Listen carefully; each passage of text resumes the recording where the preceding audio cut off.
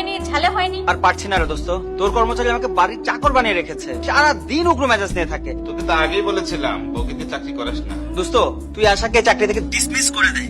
মালিক পক্ষ কেউ আপনার কাছে সন্তুষ্ট না, তাই আপনাকে চাকরি থেকে বরখাস্ত করা হয়েছে। আপনি কাল থেকে আর অফিসে আসবেন না, প্লিজ এবার আসুন। চাকরিটা আর নেই। চাকরি নেই? চাকরি কই গেল আবার? মজা করছো? চাকরি আবার কই যাবে? চাকরি চলে গেছে।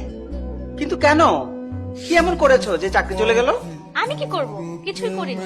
তাহলে জানি না এখন কি হবে মানিক। কি আর হবে, তুমি বাসায় থাকবে, সংসার চলবে কি করে তাহলে? সেটা আমি দেখবো।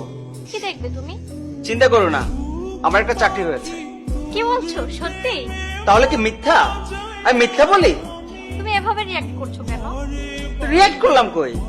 আচ্ছা শোনো, কোনো চিন্তা করো না, কালকে থেকে আমার জয়েনিং। এখন থেকে ঘরের সব কাজ তুমি করবে।